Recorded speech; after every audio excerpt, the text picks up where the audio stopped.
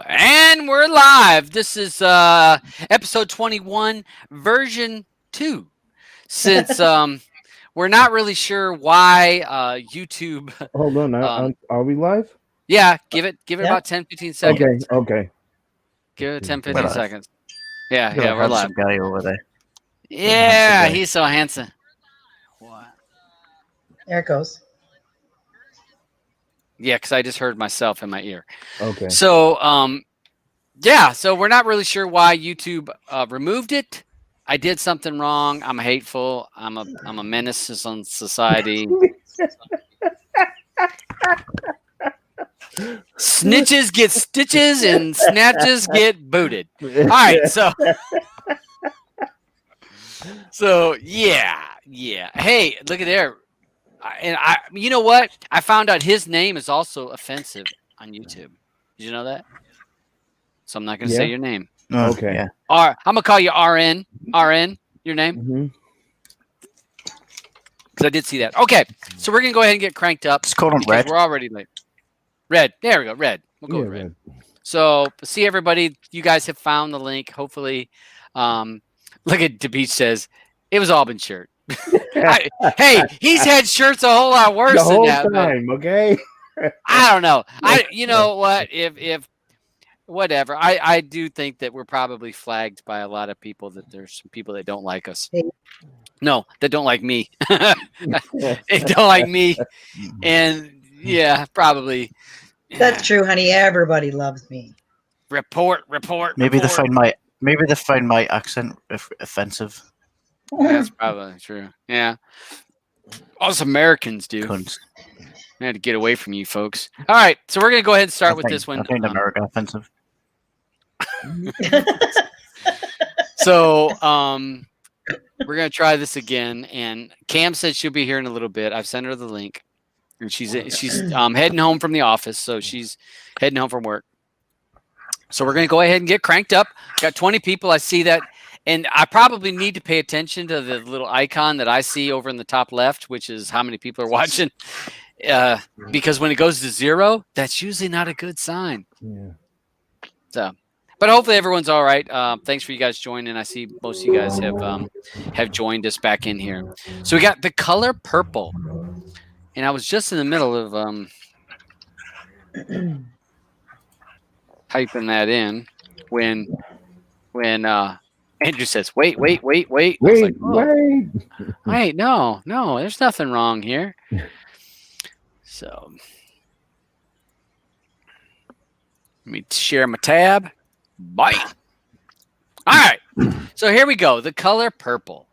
So Miss Blue picked this, so she's able to be first or last, whichever she would like to do. Well, normally I'd say I'm going first, but I'm going to go last on this one. Okay. All right. Of this. All right. Can I go first? Because I'm always last, and then You always- I get dogged Used out to. for being the Of course, last one. of course you can, honey. Of course you All can. right. All right. Well, because usually it's like, oh, of course you're going to be last. So this movie takes place in 1908. I think I had it written down here, give or take a few years there. It was that's when it starts, when she's like pregnant. Yes. For the first time. Nominated for 11 Oscars, so it's a good thing that she's like following my suit. I've actually picking some good movies. Me Another loving this 14 movie wins. had nothing to do with that. I don't like most Oscar movies. I love this one. Yes, and a great movie. A movie that I enjoy these kind of movies, y'all. I love the roller coaster movies. I love the movies that take me through emotional roller coaster, the ups, the downs, I'm happy, I'm sad, I reflect on my own life.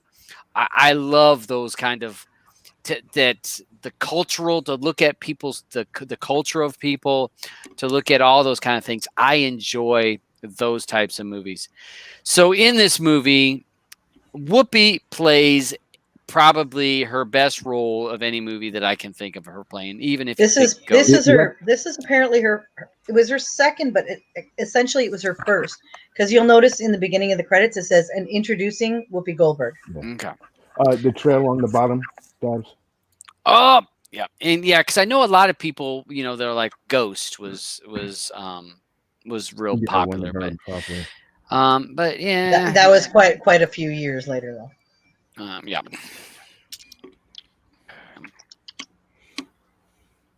Thank you, Alban. And so go ahead and show that so people will know if they jump in the show a little bit after we get started. I found that it's a great movie. I cried, I laughed, I felt bad, I felt uncomfortable. I got like a lot of things. One of the quotes is one of the quotes that the one sister, and I can't remember her name, the young sister, and she says, "Sometimes you Nettie? gotta Nettie." She says, "Sometimes you gotta fight. You gotta learn to fight." The ripping her sister away was a really tough thing for me to watch. That was just heartbreaking. Nothing I can actually, keep me from it. yeah, I that actually cried. Um, the bar fight when they were at the Juke joint? speakeasy juke Oh, the joint. juke joint. When the juke joint fight broke out, I cracked up because the musicians know. The musicians at the juke joint when the fight broke out, and the two women are kind of like, "Oh, that's my man," and she kind of, she gets all sassy, and the guy says, "Whoop, time to go," and they're like, they're putting their instruments That away. guy was really funny when he said that, for sure. Time to go! Like, Time to fucking go. tacked up his guitar. Yeah, Oh. I mean, he's like, I've been there, done that, got the T-shirt. I know what's about ready to happen. We're going to get his instrument out there because you can imagine the cost of an instrument's pretty high. I cracked up at some of the parts. I wrote on here. I said Celie was never loved, and she never was loved or felt loved except for her sister. That was the only person. And then when Suge actually showed her some affection. Yeah. Did you notice how uncomfortable she was with the whole thing? That was kind of telling. Well, I mean, the very first line almost that her dad says to her is about how ugly her smile is. Yeah. And that's why she's always covering up her mouth. One of the things I wrote in here, I said, all right, one of the things in here, it says, God placed her children with a good family and her sister raised her, because I do believe that God puts certain things in place. And I think in this story, in this movie, there's a lot of biblical themes that where God's at work. God's at work with putting that family, the brother and the sister, with the same family. And then her sister is actually the tutor. Over them. Watch over her, over Celie's kids. And I'm like, that's God's divine intervention and guidance in that thing. I thought the end, when the part where it says sinners have a soul too, when they're singing, and the and her dad's a preacher, and because sometimes even churchy folks tend to say that person's a sinner and they're bad, and you'll see that, well, they're bad, I'm good, they're bad. But I think in this, where Suge said sinners even have souls, to me that kind of spoke to me in a way of it being a deep spiritual thing. I really felt like one of the other quotes I wrote on here to myself is, everyone can change. Because through the movie, you hate Danny Glover. You hate him. And at the end, he had reaped what he sowed. And another Bible verse for you, or another Bible quote. He reaped what he sowed. Until you do right by me, everything you even think about is going to fail. Yeah. Love that when she said that to him. And you saw him at the end when he paid for his sister and her kids to come into the country, paid to use his money. People can change. And I think that was another thing about this movie, that just because someone's bad, they can't change. One of the things I cracked up was when Oprah Winfrey, one of the funniest parts is when Oprah Winfrey sitting at the table, and remember when Whoopi was leaving, and she says, I'm leaving here, I'm done with this place, or whatever she says, and she gets in Danny Glover's face with the knife. You saw that part. I actually had that highlighted. This part here, where Whoopi has the knife at his throat in the fight, and you saw Oprah Winfrey's character just says, "Well, this family needs some organization. Needs a little bit of this little organization going on," and she just like took charge, and all of a sudden she She came came out of out of that her shell shell. again. Yeah, and I enjoyed that part. So, great movie, great cast. I'll say that all around good movie. So that's what I got to think. All right, Whoever wants to be next. I'll go. Um, I've always loved this movie. Thanks, Blue, for picking it out. Um, My top 5. yeah, it's up there for me also. But I don't watch it too often. Um, there's so many things. Seeley, if I were her, I that's one thing about this movie I never understood. It's like I know she couldn't have put a hurting on his kids like that, but y- you know, where was the mother of all those other kids? Because it always seemed that they were always still little kids running around that Well, house. I think he had 3, and if I was to guess, because Harpo lived so close, and I think those Uh-huh. were other people's kids as well. They Maybe weren't other just his. people's kids Because in the also. beginning, when he brings her home, he's got 3, and you Right, Yeah, never there's see 3. that any of them are hers. right. Because But she those said she only had 2. She said she only had 2. Yeah. right. Um the best thing that I like about this movie is you remember uh when Oprah first came when Oprah first comes there with Harpo and into the father's house Coming up the and street. no, not the That, coming up the street after they're in the that was house funny. when they sit down. Yeah, that was funny. But when they sit down when they sit down in the house and Danny Glover tells her to get Celia to go get lemonade for him, and the look on Oprah's face when he told her to get the lemonade And then was she comes and gives priceless. it, and he says, "That's not cold enough," and she grabs Right, it back again. right. But the look on her face, I think, is just completely priceless. That's Mhm. one of my favorite things in the whole movie. Um. Oh, when when um when Harpo was asking about uh what's he gonna do with Sophia, uh and Seeley goes to Harpo, he goes beat her. Yeah. That part was hard to watch. Mhm. No, that was funny because you know that Oprah kicked his butt. Well, yeah, but it's sad that it was sad, and I understand. It's sad that Seeley's thought, her She's mind, brainwashed. She's Right? that brainwashed. Yeah. that the only way you can control a woman is to beat Yes, her the beater. Right. because she been beat because Seeley been beat. So she Right. But thinking this is normal. but yes and no. I think that she knew that he'd get his butt whooped by her. No, Yeah. I don't. That Uh, part. That part to me had zero funniness yeah, to you it. think so? Okay. Oh no, No, Uh, you're good. you're entitled to your opinion about yeah, that, but yeah. I don't Um, think that she thought Oprah could take him, and that's why she said that. I don't think. I mean, I she think was she just that did. was her life. That's Yeah. yeah. how. Yes. So she was like, "This is the only way to control a woman." Uh huh.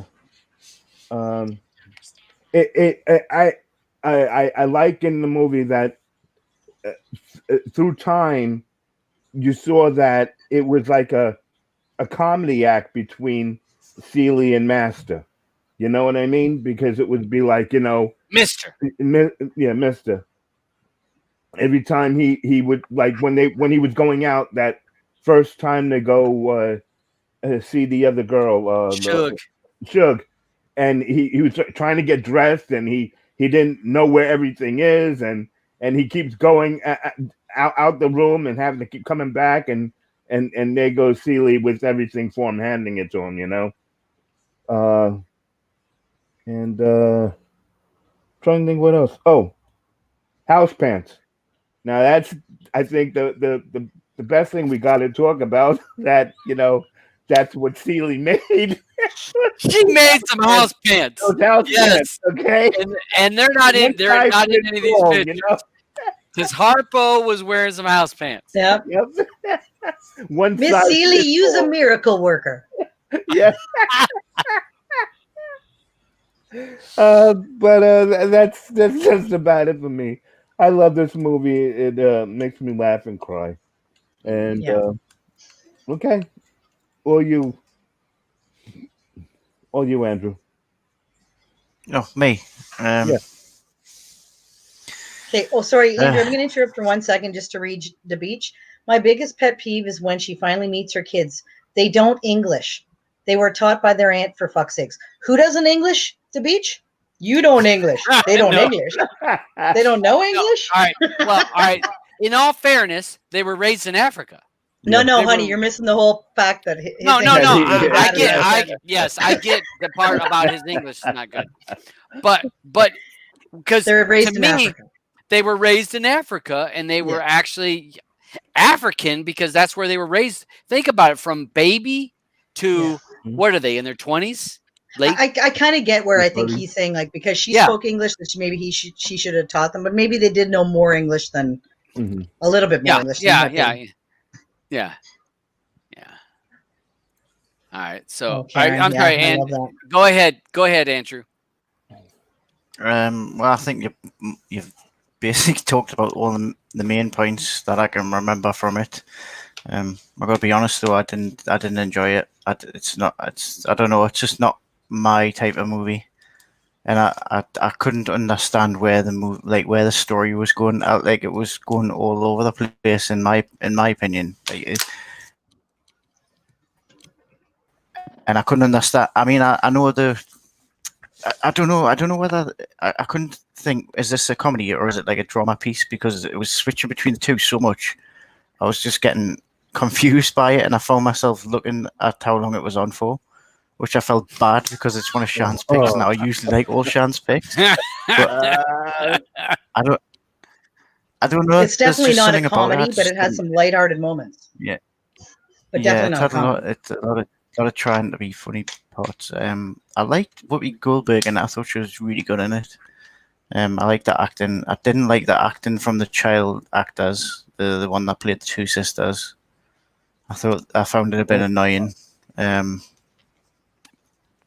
Yeah, I don't know. I haven't got much more input on it. It just wasn't for me. I just didn't. I couldn't get into it. Sorry. All right, no good. Don't be Hey, sorry. I didn't realize that. I've just seen loads of people saying it's my favorite movie of all. Yeah, It's fantastic. Well, and you know what's funny is Ray Dawn Chong, which is Tommy Chong's daughter. Squeak. yeah. I knew her from. I'm like, she's somebody that I know who she is, and until now, then I'm like, oh, that's Ray Dawn Chong, who is Yeah. Tommy Chong. I If think she was for in a- she was in a Schwarzenegger movie at one point. Yeah, she was Well- in. Yeah, she was Commando or one of those. Commando. She was in Commando, and she was in she's Quest in- for Fire. Cheech and Chong's Quest for Fire. Cheech and Chong's daughter. That's all I know. Tommy Chong. Tommy Chong from Cheech and Chong. Yeah. Yeah, good stuff. I mean, yeah. So yeah, it's not for everybody. That's good. That's good. Cam, welcome to the show. Yeah, what's Hey. up, people? Welcome Got to in. version 2 because you missed the first time we got striked off and knocked off from YouTube. So hey, welcome to this one. Hey, what's up, everybody? I just got in from work, so nice to see everybody. I see we're talking about my mom's all-time favorite movie. First, Yep. I remember I told my sister who's in the background. I remember I told her I was like, we're doing the Color Purple for this week. Do you want to watch it with me? And she's like, oh nope, never. Because the thing is, if my mom found out that we were watching it, even though I already told her, she'd be like, oh, watch it with me, and she'll narrate the whole thing.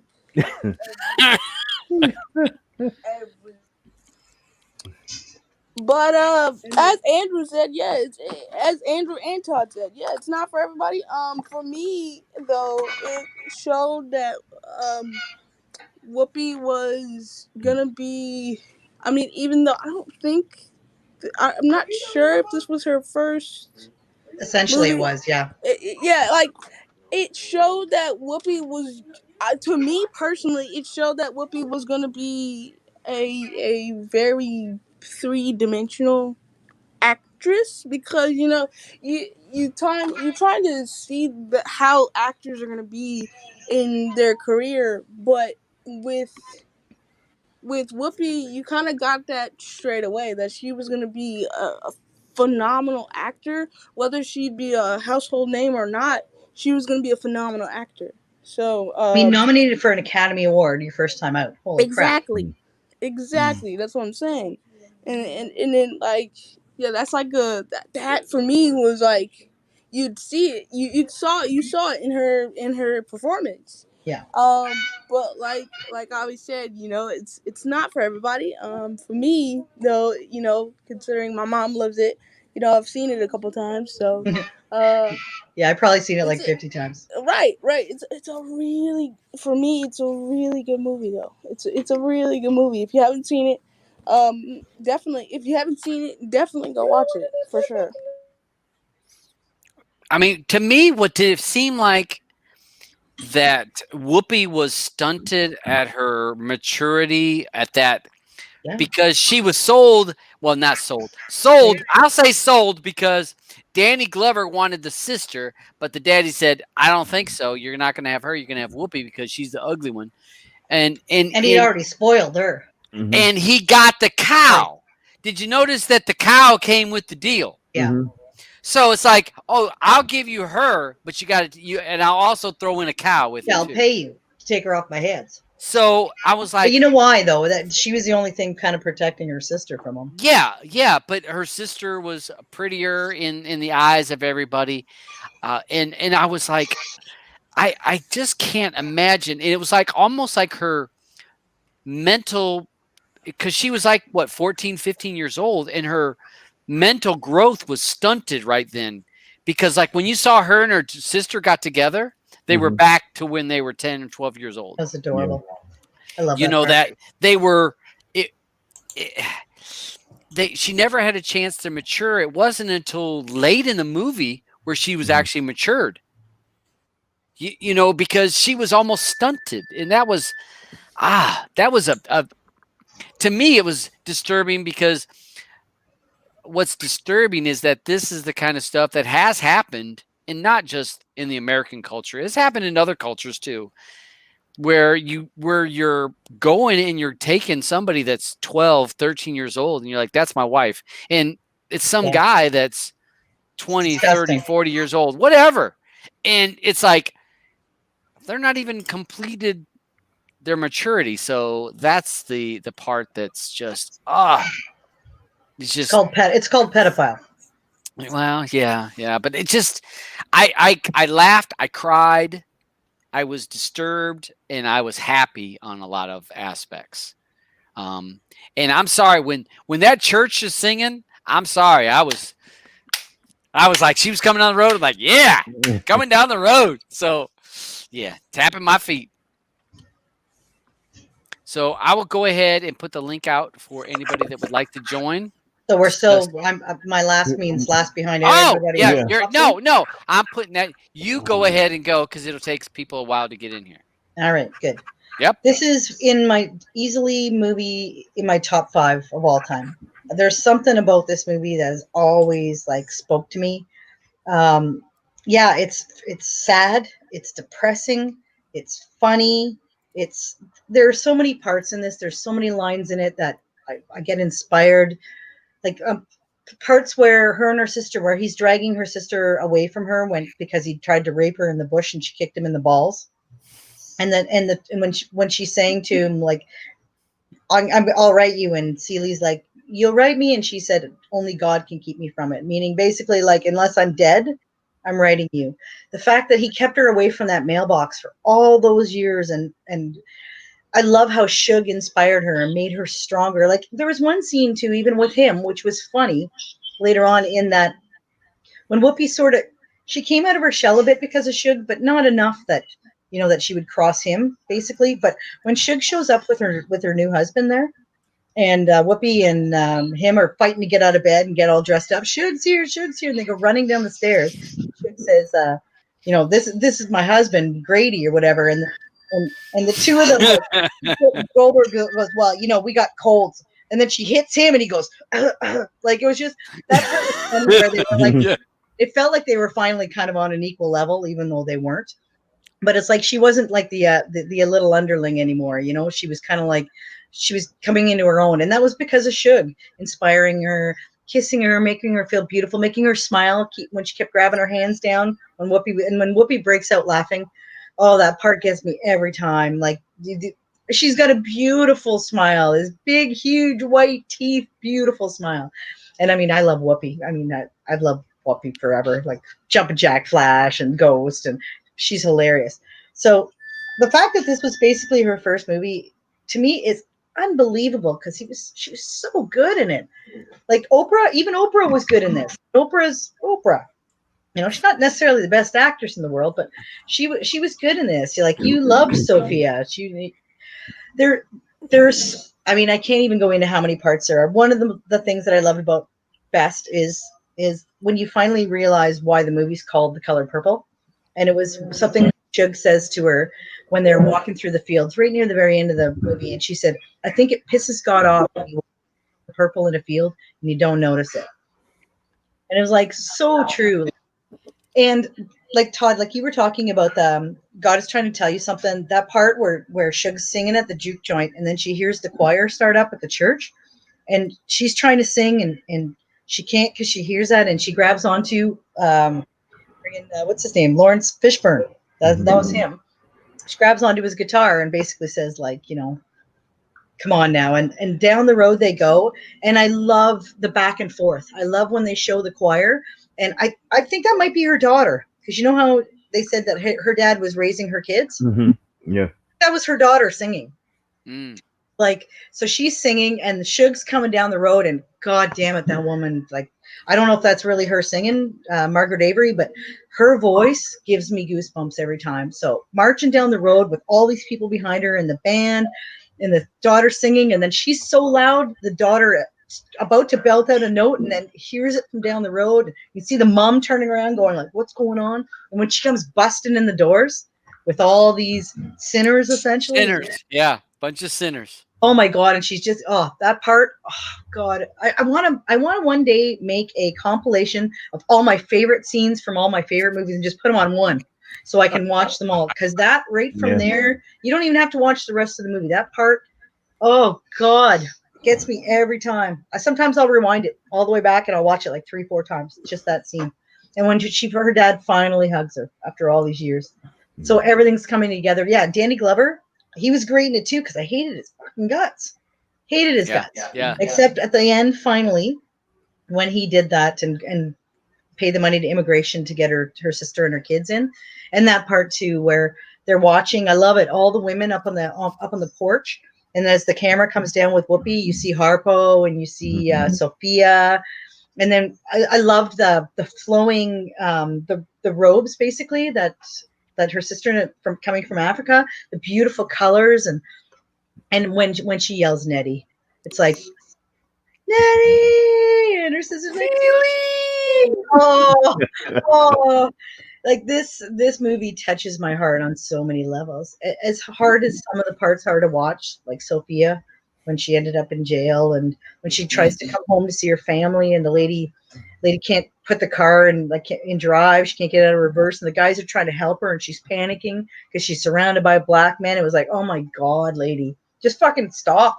Just stop the car. They'll put it into gear for you. But then Sophia had to go home. Like, there were so many gut-wrenching parts. Just Celie grabbing her groceries because Sophia couldn't see real well anymore, and she was crippled, and Celie just grabbed a bag and her list and went around, and there's just every scene for me is huge. Every single scene, and I love this movie. So that's it for me. All right. Roger, thanks for joining the show. What did you think, bud? Well, I like this movie. I liked it a lot more in the '80s than I did when I watched it as an adult. Let's say, I had some problems with the timeline of it because I guess it started. She was 14 years old in 1908, so that's basically one generation removed from slavery, right? Because slavery ended in 1865, so that's less than one generation out of slavery. And somehow, this black guy, one generation out of slavery, somehow has enough money to have a huge house, a tractor, and never seems to work a day in his life. A farmer walking around in a three-piece suit constantly just made absolutely no sense to me because I know I'm getting some kind of weird echo here. Sorry, it's kind of confusing. My grandfather was also a farmer in the same time period, and he didn't have a gasoline powered tractor. He farmed with horse and livestock until my dad came home from the Korean War, which is 1940 1950. So it just a lot of stuff just seemed weird to me. I don't know how he got so much money and never worked and was a drunkard. And I don't think that the end of the movie, Danny Glover's character was so terrible the entire movie. I didn't like that they tried to redeem him at the end because I don't think that character is redeemable at all. And one of the other things that I had problems with is I don't think Whoopi Goldberg was the ugly one. I think if they should have they should have transposed her and Oprah's roles. No, but I said his face. Like, Because Oprah's far uglier than Whoopi. Whoopi's got a beautiful smile, beautiful eyes, so nice Oprah wasn't her body. sister, though. Out of the sisters, they considered her the ugly one, not out of everybody in the town. But I did like. I remember loving this movie in the '80s. I just didn't like it as nearly as much this time. So I guess I'm getting cynical the older that I get. Yes, Sorry. you are. I don't And remember him having a tractor until it was like the very end of the movie. 1930. It was 1930. it was almost Well, 40s, wasn't it? Yeah, 19 and I know they had a tractor in the one part where Suge pulls up because there's a Right. tractor out in the yard. Yeah. Because I think I showed that picture. I mean, for a farmer to have a tractor in that time period, you had to be successful. Very, right, very successful. but look at his father. Look at his dad. Yeah. His father had money. Yeah. Right. His dad obviously had to have been born into slavery. Right. No. You're saying 1860s? 1865 is when slavery Not ended. one in the United generation States. till 1910. That's like 40 years. They have 40 years, babies. right. They have babies back then in their teens. That's So like But three even generations still, by where are you then. getting all that money? when Three generations by then. when we meet Mister Danny Glover's character, he's at least 35 years old at that point at time. In 1908, he's 35 years old because he's got 3 kids and a dead wife already. Mm-hmm. His dad, Really 35.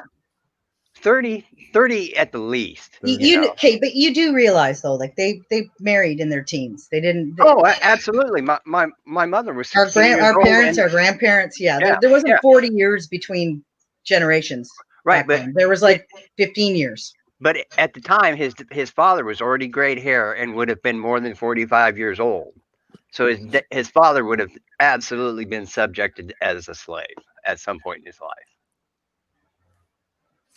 You're guessing.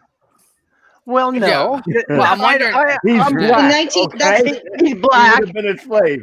He would have been a slave because 1965 or Yeah. 1865 minus This guy would have been, this guy would have been 50 That's- years old then, the dad. 50, correct, slave.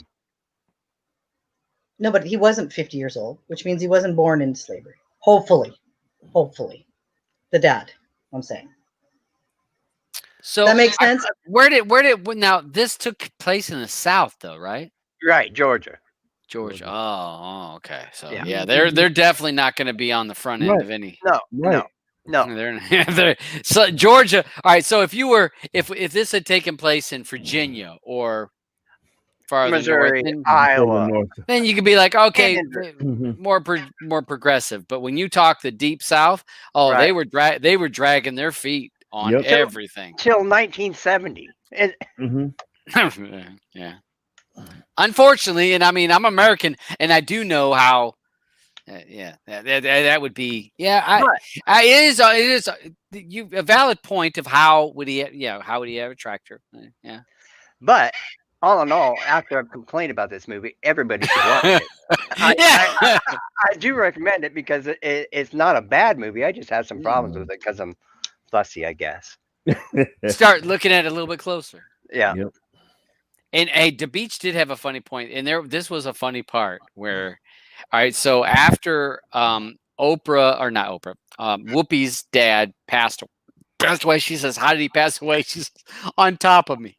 Yeah. I was like, Yeah. I did giggle at that part because the girl's like, "Well, I got the money and you got the house," Yep. and I wonder how did he get the house? But uh, let's see, Penn, you're the next one, bud. What's up? Thanks for joining the show, bud. Yes, how everybody doing today? How And you doing? doing great. And this felt like a first watch to me because I have not seen this until, well, last time I saw this film was when I was a child. So this came out in 1985, and I was born in '95. So Oh this God. this felt like the first watch, honestly. So I'm gonna get into so how I broke this down is that like the film, it heavily touched on oppression and going through the trials and tribulations, and with Danny's Glover character Albert. This just goes to show you one of the quotes that was said towards the end of the film about if you continue to do wrong by me, your life would be somewhat in shambles. I'm not quoting exactly, but it's Yeah. along those lines. And look what happened in the film. So Albert was mistreating, his lady. The scene where he asked her, to shave, his beard and all that, and give him a fresh shave, and he said, "If you cut me, I'll kill you." So already you're like, okay, this is a psychotic guy, and he's not stable. You really shouldn't be dealing, with this type of person. But then again, with the situation at hand, she really didn't have a choice there. So she was dealing with that. And then the other scene in the movie was when they was in the kitchen and she was sitting down in the chair and watching him prepare the breakfast. Got to call Yeah, that for Suge, because he was gonna cook for Suge. uh-huh. Yeah, right, and right. And so she was just like sitting down and said, okay, well, let's see what you're going to do now. Because he was just like, all right, yeah, he was just flustering and he didn't know what he was doing clearly. And then so he took the food upstairs to her, and then next thing you know, a plate splattered across the wall. So it's like, so he was entertaining, another woman, and just overall, just being, a bad person, husband in general. And I think a thing with him is like, hey, like you got what you deserve, sort of. Towards the end of the film, and how it broke down after she had left, and he was in the house. I think his father found him laying on the floor, and he was like reminiscing, and he was drinking a lot, so you could tell he was remembering the past and going through it and things like that. So I think overall, it taught the lesson of, you know, treat your people how you want to be treated. Treat people with love and respect. That's one of the things I learned from this film. Yeah. Yeah, it's a tough watch. I mean, there's definitely aspects of it that are tough to watch. I mean, Yeah. Sharon, thanks for joining the show, babe. What did your think? What was your thoughts on this? Um, I thought the movie was pretty good. I felt like the movie, like you said, it wasn't that far from slavery. So even though as Americans, you're supposed to have been out of slavery, the women were still in slavery. A lot of things she went through was still in slavery. Like in the beginning of the movie, when she had the baby, time she had the baby, before she could even see her baby was taken away from her. And he was like, if you tell your mama, don't tell your mama, This will and kill she her. had, This will kill this her. would kill her. Exactly. And then, as you said, like he was a pedophile. He had a daughter and a son, Olivia and Adam, and stuff. She was never ever, in the beginning for years to know that where her children were, where they were existed, even when she went to that store when she was a child, and she got to hold the baby. And she said, it feels like it's my child. I feel like it's my child. And the lady was telling her that she called her something else, but her name was something else, but she called her Olivia. And she was like, anybody with old eyes like that got to be Olivia. Yeah. You know, Oh, and such a Olivia. child. Yeah. And you know, she was always never treated like she was loved. Only person she felt loved by was her sister.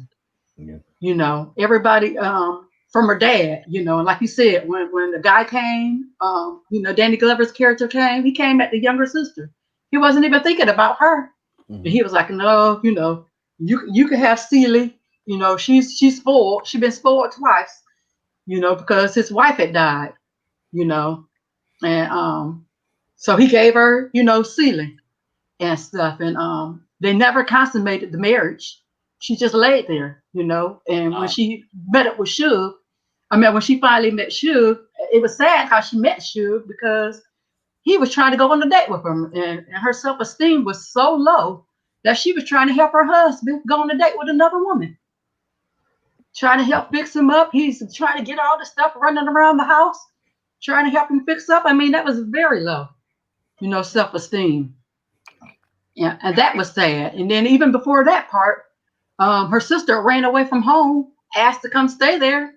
And she's trying to go to school, get an education, and she's supposed to be helping her sister out. And like you said, like, you know, before you were listening, and like her age was stunted because her sister had to teach her how to read, had to write the names on everything, the kettle, the everything on there. Her younger sister had to teach her how to read.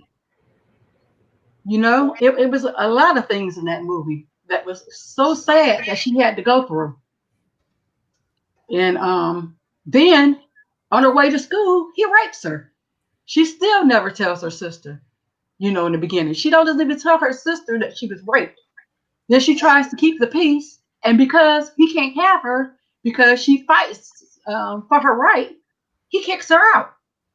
And He then didn't back rape her then, though. He tried to rape her, but well, yeah, he tried to rape her. You know, he Yeah. tried to rape her, but she still Yeah. don't even tell her sister that he tried to rape her. And then he kicks her off the land. And even despite of that, because her esteem back then was so low that she felt like, you know, I don't have nowhere else to go. Yep. Instead of her, you know, leaving with her sister and stuff like that, she's crying and doing everything to help her, you know, sister be able to stay there. She don't know where her sister's going or anything like that, and have to put up with raising his children.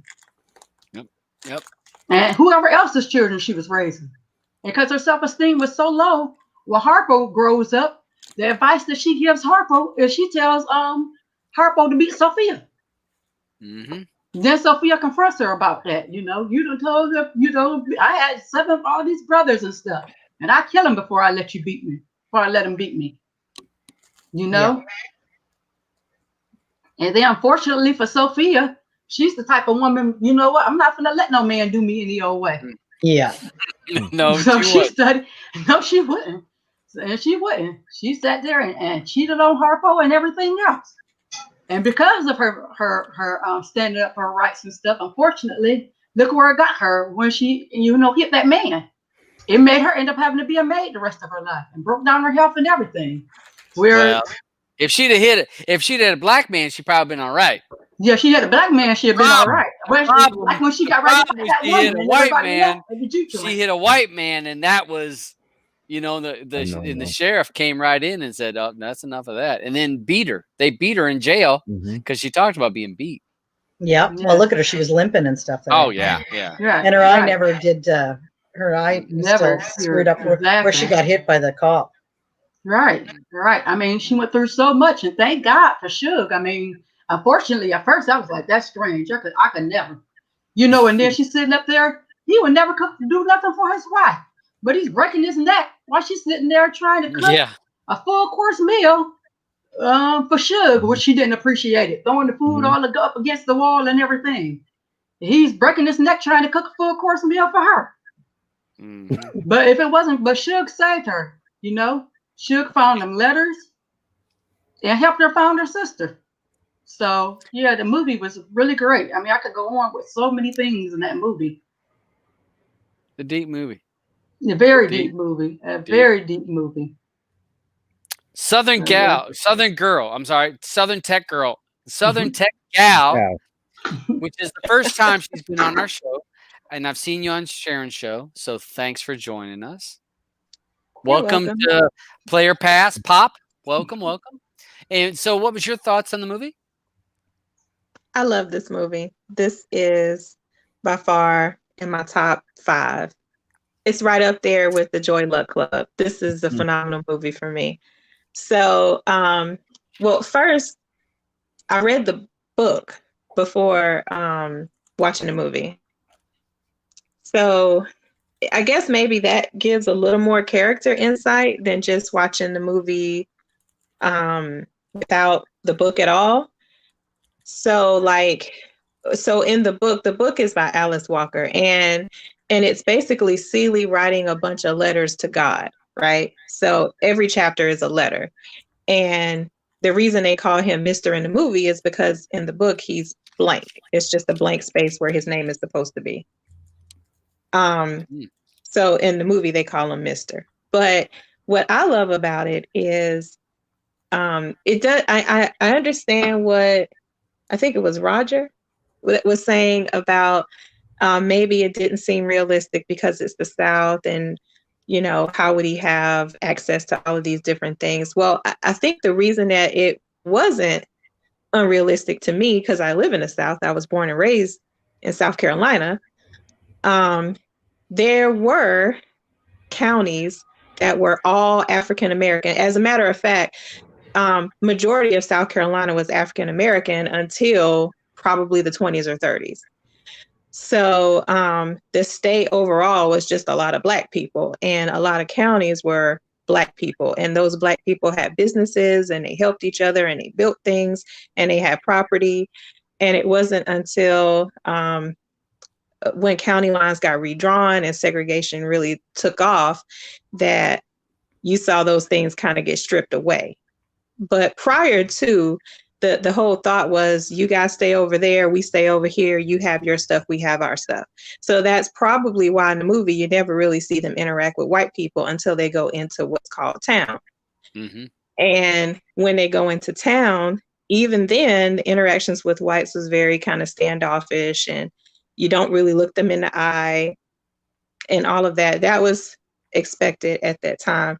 But I like the fact that they showcased the fact that there were Black people in the South at that time that had things, because they did have things, and those things were taken, but they did at one point have them. That's where you get Black Wall Street and all that kind of stuff from. And the Urban League and all those things happened during the same time frame as this movie.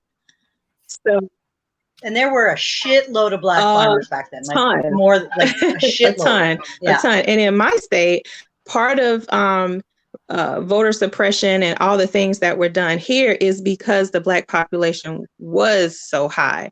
So we outnumbered whites. I think it was 3-1.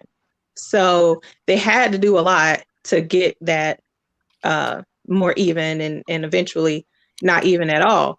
But during that time frame, that wasn't the case. There were more Blacks and they had things. So it actually did make sense for them to show that in the movie because it was accurate. Now, also, what I like is they show the dynamics of female relationships with male relationships within the Black community, but also within the South. Because you had Celie, who was kind of the abused, ugly girl, so to speak. Even I didn't think she was ugly, but in their eyes, she was ugly, she was dumb, and they could pretty much treat her any way they wanted to. And her father in the movie, of course, was not her real father. Her real father had died long ago. He was the stepdad to her. So that's why he felt able to do what he was doing, because he wasn't her real dad. And then you got to see Suge, and she was the empowered Black woman, but she was also kind of damaged because her dad was like, hey, we don't really want you around, you're a loose woman. We don't do loose women here. So she was empowered, but she really wasn't, because she really just wanted her father's approval the entire movie. So she wanted to show that she had all her stuff together. She really didn't have it all together. And then one of my favorite characters, y'all, is Squeak. I just love her. She's like, Harpo, who this woman? You know, she's the cute little next in line girlfriend, you know, and then when Suge comes back and just kind of pops up on the scene, messes everything up, you kind of wonder, well, what's going to happen to Squeak? Because she was the woman while Oprah was in jail. So what's gonna happen, you know? And then she's like, I'm gonna go sing. And I was just she just cracks me up. I was like, man, she is my comic relief. Yeah. And they're like, hey, when they're like, oh, what are you doing, Squeak? My name ain't Squeak, Mary Agnes. I love her. I feel like she was one of those characters people did not pay enough attention to because she cracked me up. And of course, Oprah was phenomenal, man. Oprah was amazing in this role. I thought this is probably the best I have seen as far as her in acting. I love the fact that she represented the not so small woman. And Yep. and I love the fact that she talked about what it was like to grow up as a female child in a house full of men and having to defend herself and having to fight. And then she didn't want to come home to her husband and have to have that same kind of fight. So I thought, okay, that's really telling because she's actually pretty soft. You know, she presents herself as this tough girl, but she was really soft on the inside. So, and then I think my next favorite character was Danny Glover's father. Oh my God, he cracked me up. He would come in there and like shoot the chickens away. And he's all like, what are you doing with this place? Where's your woman? You need somebody to come in here and take care of this place. And I'm like, Dad, don't you see? He's over here going through, he's having the worst day of his life. I mean, love when she spit in oh his yeah, drink. oh yeah, because he was just terrible. He was terrible. Yeah, and then she talks about putting a little salt in there. I mean, he was a whole fool. And towards the end of the movie where they're sitting at the table together and he's just, oh, why don't you go and sweep out the caboose? I was like, this dude is a mess. You know, he was really, truth be told, he was part of the reason Albert was such a bad person. Oh yeah. Well, And- he set the standard and said, this is what you do as a man. This is what you do. Right.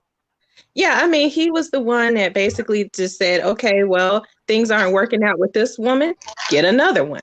Yeah, if that wife doesn't work, go get another one. But I mean, he set this unrealistic standard for what the wife is supposed to do and what the husband is supposed to do. And I think he ruined his son for any woman. And I don't actually have a problem with Mr. being redeemed at the end of the movie because I think it's possible for anybody to be redeemed in life. I mean, you can have bad beginnings or you can do drugs or, you know, drink too much or whatever, but you don't always have to end that way. So I was okay with it. I was like, you know what? It took the two, I would say, most important women in his life to leave him before he realized, okay, maybe I suck. And then he was like, all right, maybe I need to do something nice finally, you know, before I kick rocks. And so he did do something nice. And I was like, all right, good job, Albert. You know, and so that was cool. But I think overall, this is probably one of my favorite movies. Is right up there with Joy Luck Club, which is another one of my favorite movies. And they're both, you know, kind of talking about women's struggles with different cultures and stuff. So I just really love this movie. I think it was great. So this is definitely a play for me. Okay. All right. So let me grab, let's see, who do we have next? Eddie, thanks for joining again. One of our regulars. Thanks for jumping in, Ed. Okay, this movie I saw early, well, when it came out, I think in the 80s, but I completely forgot about it. But when I started to watch the movie, you know, like the beginning, I thought like Danny Glover, okay, I thought Southern Gal just explained why, But I thought, everybody in the South was under, let's say, Jim Crow. And then also maybe all the farmers were all sharecroppers. But under the context of what the Southern girl just said, now I understand why he had he had all this land. He had all the extras and goodies that go along with it. But what I really liked was that when his son built the juke joint, and the juke joint was leaking all the time, and everybody's having fun, and the water's all over the place. And then I saw Lawrence Fishburne, and he was playing guitar. Oh, that really got me. But what really, I knew there was something in this movie that was going to set me off, and it was at the end when Whoopi Goldberg came with her sister. How many years were they apart? They must have been at least 20 years apart. Yeah. Because- I have it had to be 20 or 25 that they were. Well, I'd say plus 20 because you got to think of the age of the kids. Okay. And I don't remember when it gave the year. Well, Whoopi She left. was still school age when she got kicked out. Remember, because she was on her way to school when he attempted to rape her, and then the next thing he had kicked her off the land. So it had to be, and then the next time she had gray hair, so it had to be over 20 years probably. Okay, but at the end when the Whoopi and her sister came back together again, that's when a tear came to my eye. It really broke me down because I met one of my sisters after 50 years, so Holy crap. that hurt. Yeah. But I love that movie. Now I got to go back and reanalyze the movie from the information I just got today. More homework? More homework. Okay, I'm done.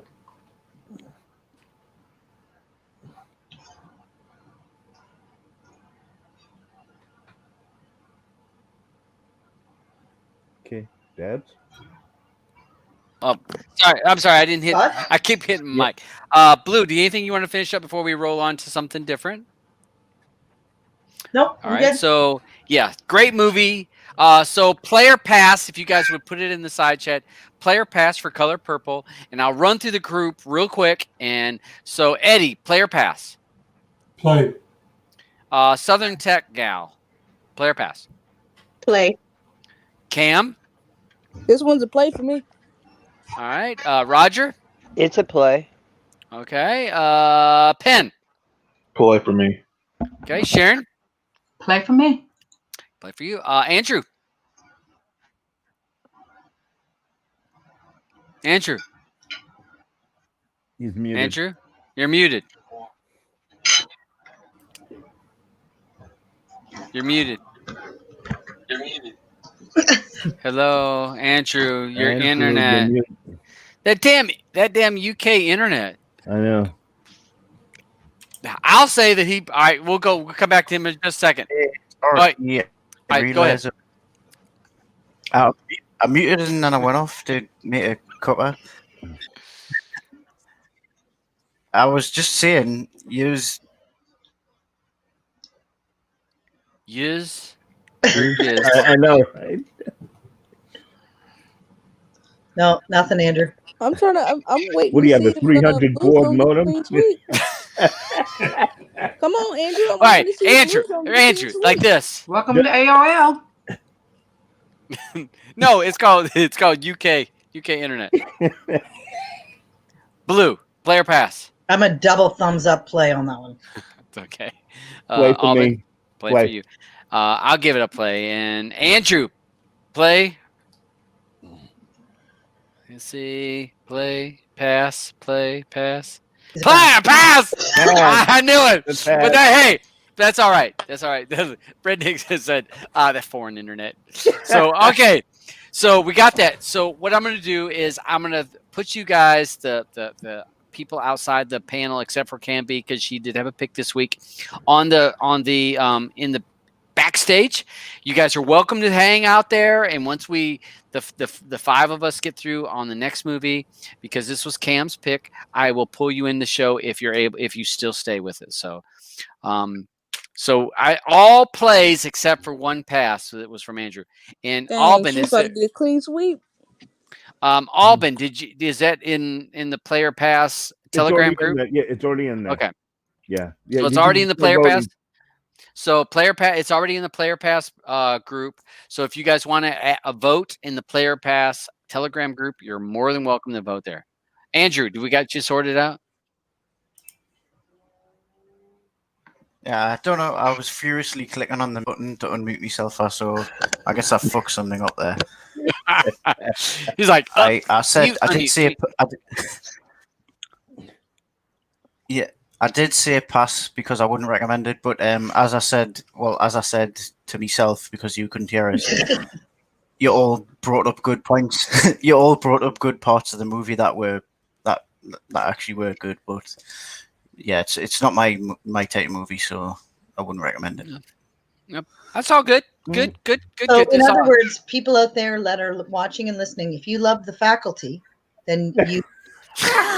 No, she didn't. Dang. Hey, what even me? What even me?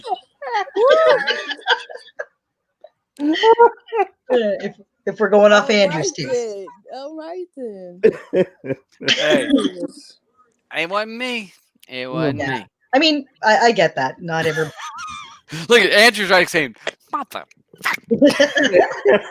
Yeah, they stick together all the time. She almost had a All right. clean sweep, man. She almost had a clean sweep. Yep. I was like, Mhm. damn. So who did we all have on there? Just out of curiosity. 1 second. Did we have? We had Sharon. Sharon, and you had Southern Tech Penn, Gal, Penn, Eddie, Roger, Cam, and Southern Tech Gal. Yep.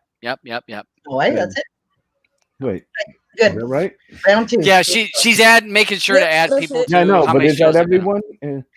Yeah, I don't think we had anybody else. I think that was all. Yeah, Eddie. I see Eddie, Sharon, Penn, It would have been 5. Roger, and Southern Tech Gal. Okay. Are the people on?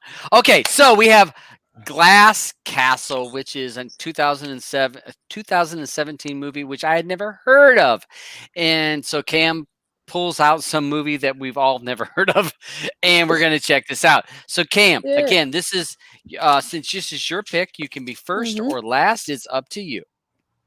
I think I'm gonna go ahead and go first. Awesome. All right, go on. The reason I picked this film, now that I just realized it, both movies from this week are actually books first before they were films. So, the reason I picked this film was because I read it in high school. It was one of my required readings in high school. I can't remember what grade. I think it was freshman year in high school. And it put me on a roller coaster. It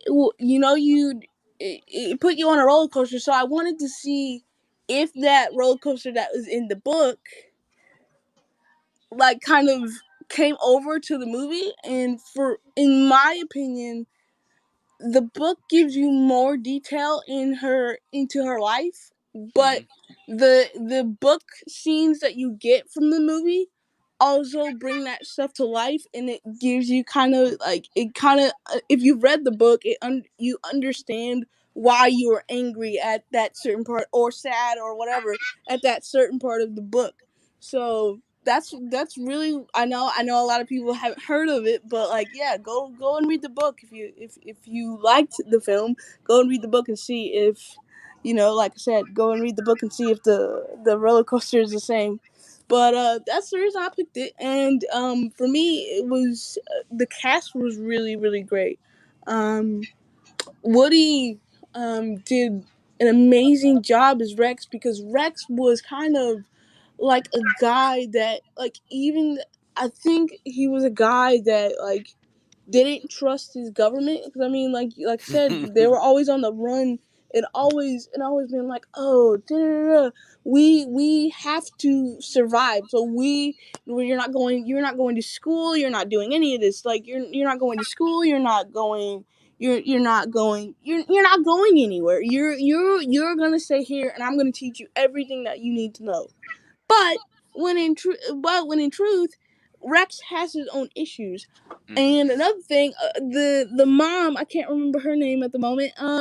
The mom, I think, could have gotten out if she would have left Rex when they were going to Welch for the first time. When they were going to Welch for the first time, back to Rex's hometown, I think she could have left. She could have easily left, but Jeanette came back and was like, you know what, I'm going to go get Dad and we're going to go leave as a family. But she could have left. She could have left. But I don't, that's one thing that I still don't get to this day after years of reading the book and now watching the film. I don't understand why she stayed. And it's because she probably couldn't support herself on her own with all these kids. yeah, and she really didn't want to leave them. Did you see when they had that fight scene and then they end up making out in front of the kids? Yeah. It was right. oh Christ. So, but yeah, that's the reason I picked this movie, and now I'm just ready to hear what you guys think. So that's about it for me. I see a Blue raised her Blue wants hand. to go. So Blue, go. I really, really liked it. Cam, I got to say, I'm liking your stuff. Woody was fantastic. Brie Larson was fantastic. Naomi Watts played good crazy.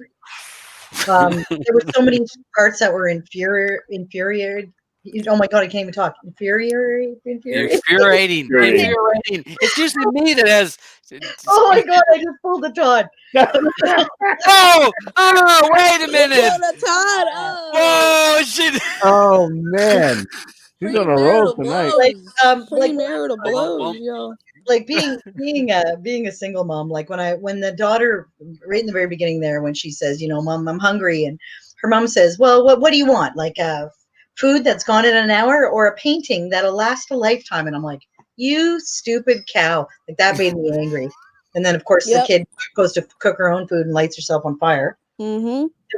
There were so many of those parts where I was like, I just wanted to choke the parents. I just wanted to choke them because I thought, Jesus Christ, man, I get you're crazy and you want to live off the grid. Feed your goddamn kids. When they're eating butter with sugar mixed in, I'm like, Dad's drinking away their food money. And right. But there were moments of the funny thing is I watched it on my birthday. So my family made dinner for me and they all came downstairs to have dinner with me and I was watching the movie. So I was about probably 20 minutes into it, and then they ended up watching the rest of it with me. So they kind of missed some of the parts where Woody Harrelson was kind of cute, where he would lay with his daughter and talk about the stars, and just there were moments where he looked like a good dad, not so much most of the time, but there were moments where you could see why at the very end, she went to see him and she was remembering the stuff, when her brother was talking about how for their birthday or for Christmas they got to name stars, and they said everybody else they got to own a star. They owned that star. Everybody else's toys will be broken, but you'll have that forever. Stuff like that was really cute. So I liked it. I liked the acting. I liked. I was sad. I laughed. It had a little bit of everything for me. So I really liked it. And to go off top of that, my sister's here listening to us. She told me to remind you guys that the fact that this is a autobiography, Jeanette is still alive and in writing and whatever and whatnot. This is an autobiography. We saw the pictures of them at the end. Meaning that she went through this stuff in real life. This wasn't a work of fiction or anything. Right. It was something that she went through in real life and got out. And Cam, you saw that at the end, when they showed the pictures of the real people and everything? Yeah. Interviewed the mom. She was a little bad shit, Well, Okay, who wants? Sorry, I'm just going to make one more quick little thing that made me sad and laugh at the same time. It was when she's coming home right in the very beginning in the cab, and her dad ends up stepping in front of the cab and stopping the car. And, she tells the cab to keep going and he spots her, but then she calls her sister and she said, saw Mom and Dad digging through the garbage. And it's like, oh, how are they doing? She goes, I don't know. I didn't stop. And she's like, what? I was like, and in my brain, I'm thinking, I wouldn't have stopped either. Exactly. It was weird. Yeah. So, Alvin, did you raise your hand? You want to be next? Yeah, I'll go. Go, bud. Get rid of the space in between here. So I don't get forgotten, Yeah, you don't want to be forgotten. You know how dabs to do. I know how that is. I gotta tell you, Cam, thank you. Not a problem. Not a problem. It is a great movie. Um, it, it reminds me when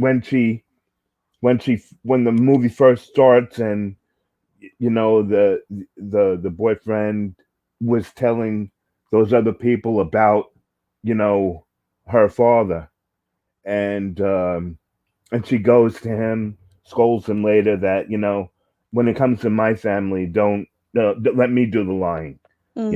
and I'm like, I knew this was going to be something, um this movie just takes you everywhere. I, I don't even know where to start. It was like you know what Woody Harrelson put these kids through, for this child to have to sit there and sew up her father. You know, the man takes her and tosses her in the pool and tells her, "Okay, go ahead and swim." And act like like that's nothing. I just wanted to reach in the screen and choke him. And I love Woody Harrelson. Um, what did I read here? I did enjoy it when the kids decided to actually leave. When they remember when they all got together and they were like, "Yeah, Yeah. we're all gonna do this." But you figured that someone would have grabbed the last one with them. Mm-hmm. It's a shame that they just didn't do that instead of leaving the kid there all by herself. Yeah, She Maureen. seemed to be the most screwed up one Yeah. because of it. 'Cause I think, cause the reason I think that is because she was the youngest. Hmm. Like, you know, that was probably for me the one time that I was like really mad at all the other kids, Right, because it's like, how can you leave your youngest youngest sibling one. Hmm. with crazy people and Right. you're squatting, like they're Hmm. they're literally squatting, Yep. and she's like, oh, I'm gonna go to California, I'm gonna live my best life. Hmm. And then the fact that Jeanette was like, we have to stay together. No, you left her. Right. You already left her, so you have no say anymore because you Right. already left her. Hmm. So what's the point Yeah. of Uh saying, oh, we have to stay together? huh. You left her. She already felt alone. So why is it an issue that she wants to go to California and you want her to stay in New York? It doesn't make sense. It didn't make sense to me. It kind of made me mad, to be honest. Yeah. But yeah, it just didn't. It just made me mad. I was like, you left her already. Hmm. All three of you left her. You Yeah. didn't say, oh, let's go back and get Maureen. Like, you just left her. What I couldn't understand is why where in the hell was the mother every time one of the kids left? You know what I mean? Because it's like the first daughter left. You remember when she got in the car and she Yeah, she the sped off. French Yeah, friend picked right. Where was the mother then? right. Nowhere to Paint. be seen. She was painting. She was Right. what? Painting, yeah, right? Yeah, she was You know? painting. Um and what else did I write here? Can't see, it's getting dark here.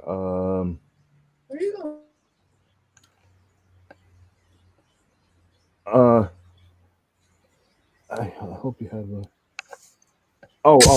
when she decides to get married and the mother goes to tells her that well I hope you got a good plan to tell your dad because he's gonna kill him, and it's just like this man destroyed these kids and didn't want to let them go, and it was just such a shame. It really was.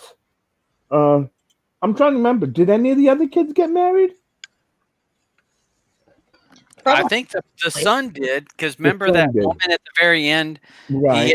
had that woman there at the table with his mom after his dad had passed Okay, okay, all right.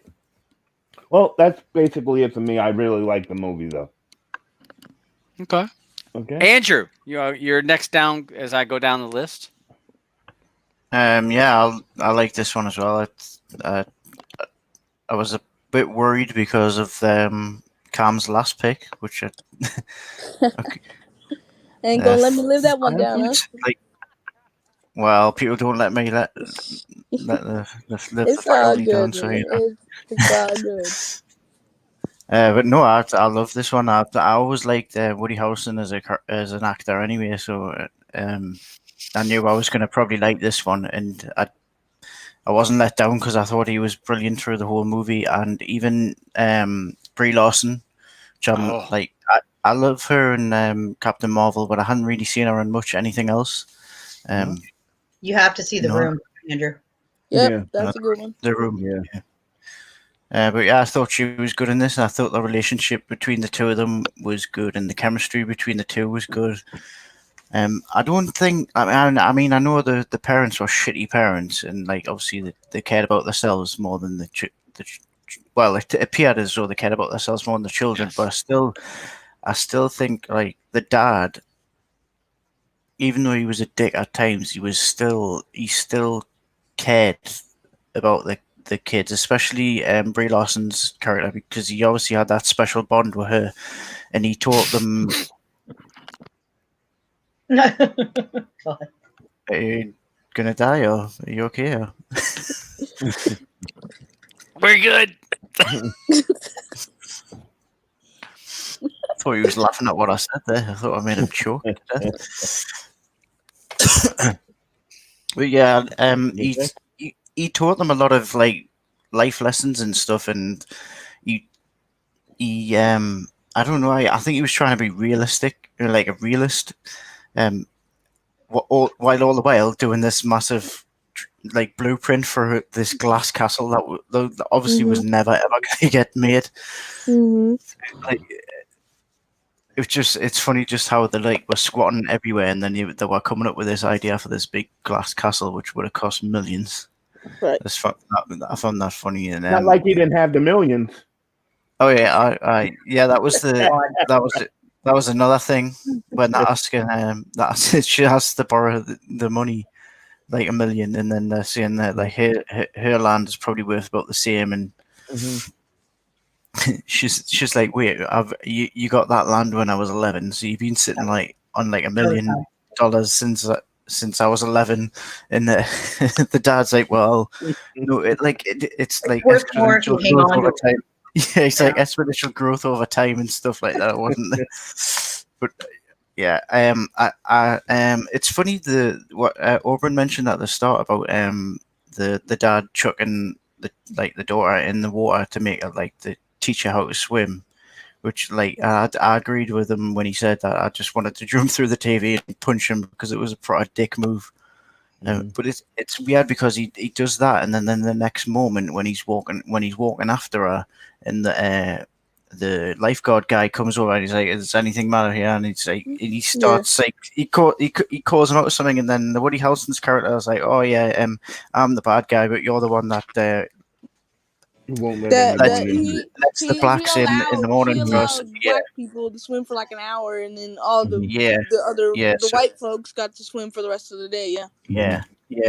So he's like, kind of 1 minute he's a proper dick, and the next minute you're like, yeah, he's got a good point there. What the fuck? Right.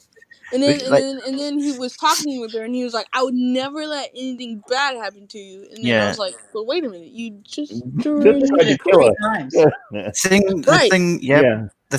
The thing with that though, when he said that, I believed him because he was always looking out for her, and like you go back to the bit where obviously she's got the scar on her body, and like they're sleeping in the desert because the mother wants to paint that weirdly shaped tree. Yeah. And she wakes him up and said she's seen a monster or something, and then it shows that it doesn't show this part of the conversation until near the end. That was But awesome, like when actually. and he gives her the knife and stuff, and he's like, "Oh, if you just like," he goes, "Monsters are all the same. They all look scary and the sound scary, but if you look them in the eyes and stare them down, they always turn their tails and run away." Yeah. And it shows them running after. Like he's like, "Come on, let's go monster hunting and stuff." You know, the weird part about this for me, Andrew, was that it felt like the mom and dad were like the children, like they were irresponsible, And then the kids, Yeah. as the more they grew up, like the kids were now looking after them, you know? Yeah. And you could understand like the way the father was acting. You could understand because obviously they showed like the relationship with his mother, and obviously she was a fucking pedo, I guess. So you could understand he's been through some hard times. But I couldn't really understand why the mother was acting like she was. I mean, I know because from when they were talking about how when they first met him, and she said she couldn't leave him because he does things like he stood up to her mother when he asked her why she doesn't have any of her paintings up in the house, and the mother said it's because I don't want to encourage her to do like a career that's not gonna go anywhere. And he's like, no, you should rip all. He took all the pictures down and then he put all her paintings up. So he was like kind of encouraged her. So I understand why she would like have like. Well, no, I didn't understand actually. Sorry, I didn't understand why she wouldn't encourage her kids more and look after her kids more because of what her mother did to her. So that was a bit confusing the way the mother just like kind of like disregarded the children, especially. I mean, got so pissed off when she made the little girl go and make her own hot dogs and stuff, and she was too busy painting. I just like obviously, and then obviously she gets set on fire. I got so angry at that. I was like, what kind of parent would do that to their child? She was just so ignorant, and I just couldn't understand why. But I did understand why the father was like he was, because obviously he'd been driven to alcoholism by what happened to him in his childhood, and so you could see why he was the way he was. But yeah, I don't know.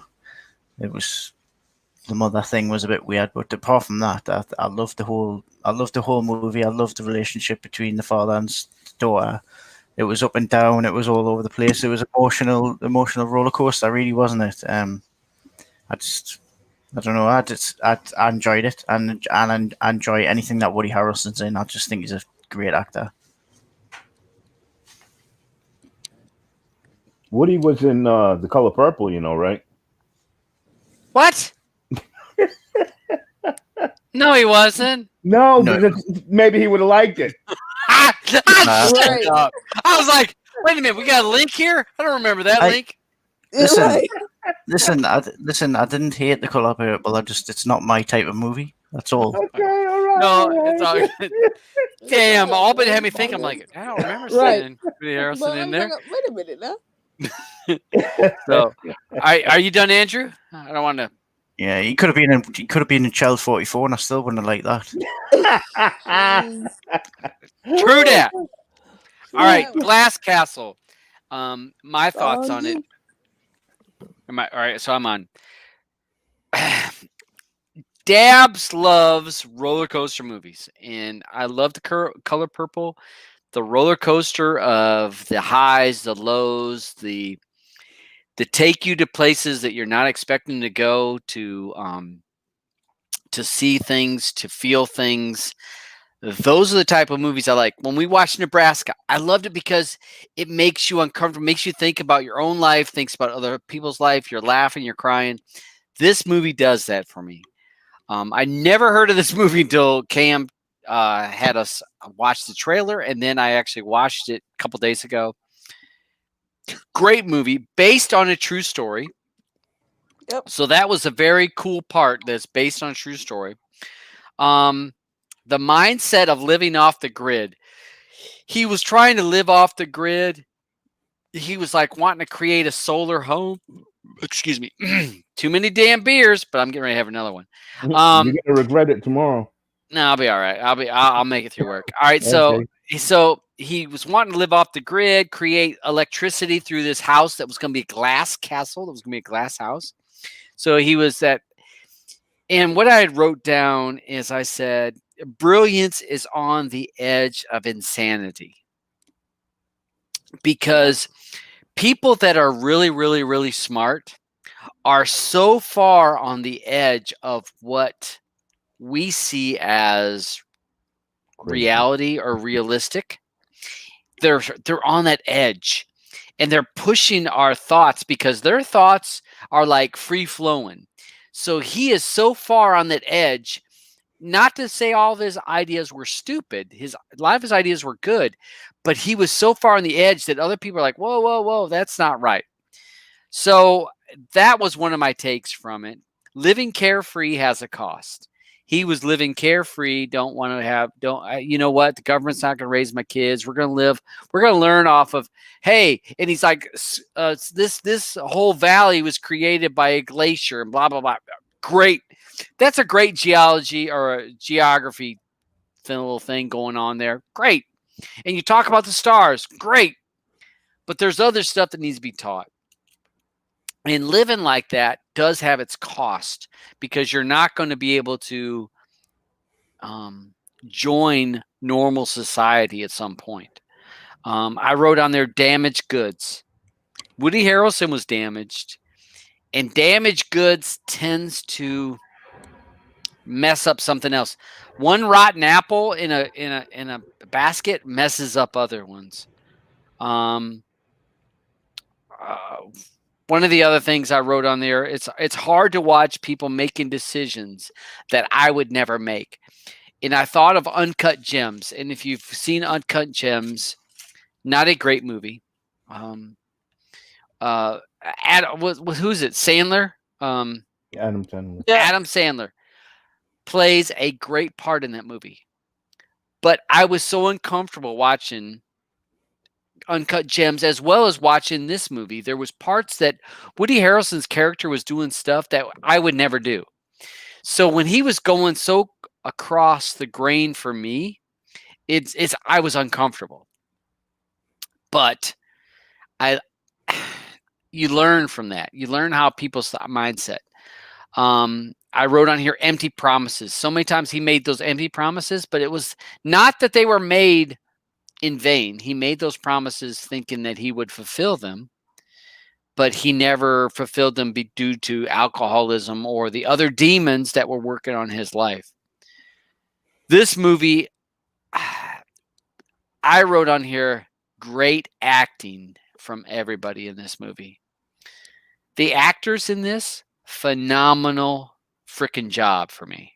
They just did a great job. The story, great story because it's true and it's heartfelt. You can feel that it's real. You don't think that it's fake. It's not just some Marvel. It's real. When they show at the end, they show the real people. Oh my gosh. When they show the real people and you see her real dad and her real mom, I don't know. That was the icing on the cake for me. And I think Roger said, watch the credits. And because I watched it late in the week and he had watched it earlier. And I did. I watched it through that. When you see the real Rex and he's like, you know what these people are doing? They're taking this, they're going to rip this down, and then Wall Street's going to come through, and these developers are going to get rich off of this. He wasn't crazy.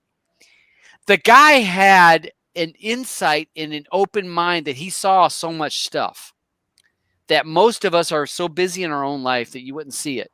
He was more, the blinders are off.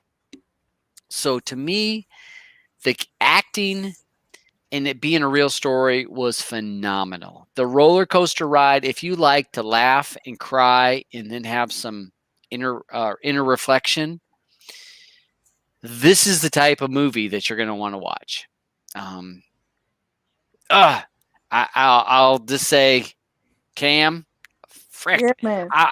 much better than the Threads movie. The Threads movie was good.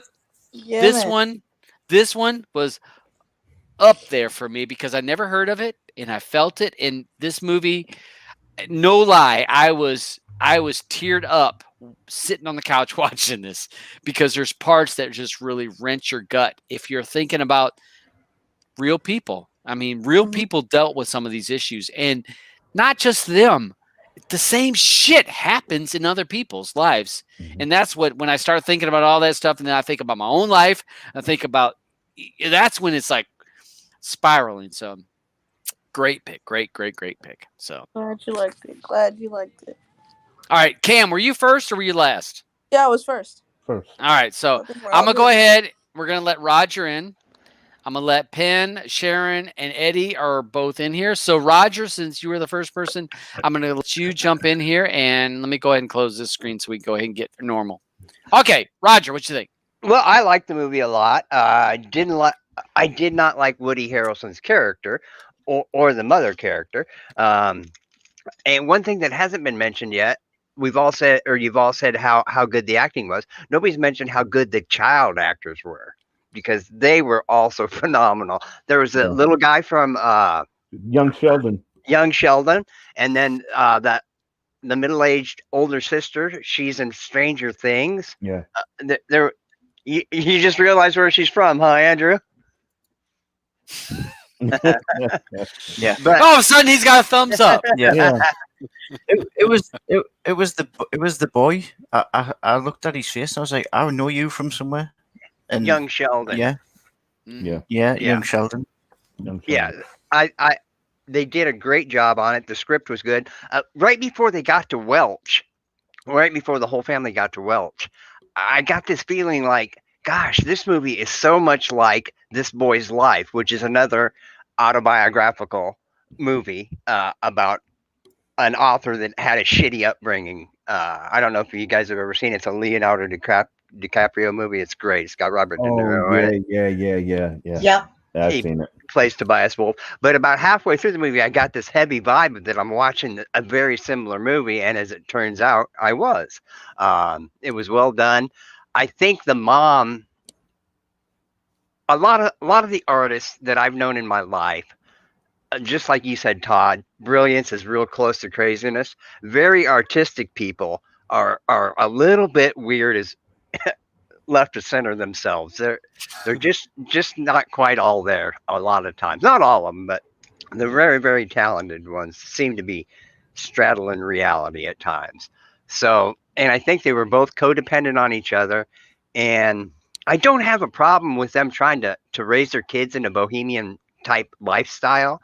But when it starts affecting them eating, that's when I have a problem with it. As well as people in my real life. I don't care if you drink, get high, whatever, but as soon as your kid shows signs of it, then I have a problem with it, you know. Yeah. But as far as this movie goes, it was great. Thanks, Cam. Appreciate it. It was a good watch, and I'll even recommend it alongside them when I recommend movies from now on. I appreciate it, and that's about all I had to say. Glad you liked it. Okay. Penn. I Oh, see you yes, down on sir. my- What did you think of this, bud? Yeah. So this was not a good watch for me. You know, I figured. Well, I fell asleep almost 3 times during the film, and I wanted to, find a reasons, to support it, which it did have, real life instances in it, and it was, real situations. It's just that it was sort of like in the emotional roller coaster. It was all over the place, in my opinion, and I'm just going to get into it. So I felt as if it was disturbing. Rex, the character, it felt like him, being abusive, and when with the outburst and all of this going on, with the kids. Take the scene for example, when, and I believe they was in a house, and then they was in like the room, and then he pretty much grabbed the mother and almost let her out the window, and the children had to come upstairs looking from outside, go all the way in the house, and pretty much pull them back in. And then what happened afterwards? They got in the bed and started, doing the business. They just letting the kids just see all that. And then plus, I felt like with the mother, she was just more into I guess, or her art or her own world to even, wonder about the children. It just comes down to self-respect and responsibility at the end of the day. And I felt like with this film, it was pretty much like showing a little bit of laziness in people's lives and how they can sort of go off the deep end almost. And it was good in the sense that, it was based on a true story, but it was bad to me in the sense of overall development in terms of the setting of the children and raising a stable environment with them, and seeing the interaction between the dad and the mother, and then the scene where they went back downstairs after they showed the scene in the bedroom. It's almost as like she didn't even care. You know what happened? She had like this carefree attitude about it. You know, just wandering around like, oh well, yeah, that happened. It's like, Yeah, oh it's yeah, like I said, it's like they were children too. They were children raising children. They shouldn't have had kids. I mean, I don't doubt they love their kids. They did love their kids, just Right. not necessarily as parents. yeah. More like playthings. You know, they I just don't. scrolling by. To me, both of the mom and dad were mentally on that edge of mentally unstable. Well, the They dad were was so used by his mother, right? But They the proved mom, I did see where she was so creative and she was so in her own thing that they were on that edge. And I think that Penn says that when they talk, when they're fighting, and yeah, she was almost shoved out the window, and she was hanging, and the kids come up and they pull her. And remember, her mom bit him on the way that she's pulling him up, or Yeah. he's pulling her up. He bites her. She bites his arm, and he's then like, they start making out. he was like, I don't think you want to be biting me right now because I'm trying to pull you up. Yeah, but I mean, I think both of them were so on that edge of mentally unstable. But I don't. I also said about the brilliance part. I think both of them had. There's parts of your brain that are, or each person has their parts of their brain that are more active. I think that they had certain parts of their brain that were more active in that animalistic thought or feelings. They were always whatever feels good right now. It's like, well, hey, your kids are sitting right here. Maybe that's not the best time, but They were both similar. yeah, two crazies don't work together. Both Two creative. crazies don't work together. Yeah, both creative and like knew a lot of stuff, but also like batshit crazy. Right. And then they shouldn't have been raising kids. Yeah, definitely. Yeah. Yeah, shouldn't have had kids. I'm sorry, Penn. Go ahead and finish up. I didn't mean to step on you. Oh yeah, like just to piggyback off of what you guys Cam said, I felt like they just wasn't mature enough emotionally, physically even rather, to be raising children, have them travel, and the whole film, in my opinion, was built on this idea. It symbolizes, the illusion of Jeanette. She must fully be released in order to mature, and the fact that with the dad, he told the kids this made blueprints and floor plans for this transparent palace built in the desert, somewhat, and it's going to rely on solar panels and electricity. And I just felt like they were just going with the flow in this film, and they were just being, a little chaotic and having the children have experienced all this, and I just felt like it was just a bad example. But what I can say about it, that the raw emotion of it and the different scenes of transitions of emotions, that was nice. I did felt like it kept you on your toes somewhat, and yeah, overall it was an okay watch for me. Not the best in my opinion, but it was okay. Fair enough. Fair enough.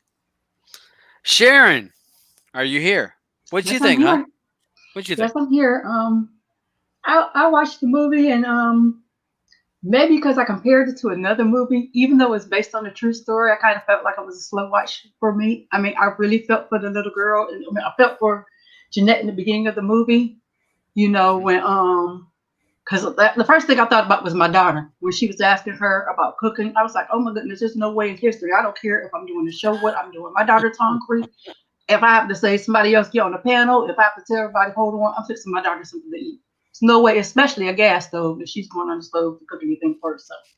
And then that fire and him taking her out the hospital, but like Cam B said, they didn't believe it, they didn't trust government, And that's the one reason they were basically in a way running from the law, because they didn't want to get jobs and they didn't want to obey the law. They kind of wanted to live off the grid and do their own thing. And that's the one reason why they were on the go a lot. And then they gave their children all these empty promises, They didn't, they would go days without half feeding their kids, But wouldn't have feed their children, give their children these empty promises. And like you said, they were so in love, especially the mother. Her baby was her. She loved her children, but her real children and passion was her art. She cared more about her art than the children. And the whole situation was sad. Even when, you know, Jeanette had, they was going back and forth between the adulthood and back in the day when they was raising the children and stuff. And the dad seemed like he was doing more with the children, but became alcoholic to cope with everything that was going on. You know, he was relying more and more on alcohol because he was trying to basically be more the parent. It was like she was more for her art than raising the children. Seemed like to me. Mm-hmm. And they were trying to find a way, you know, basically help trying to raise their parents and trying to find a way to get out of this situation.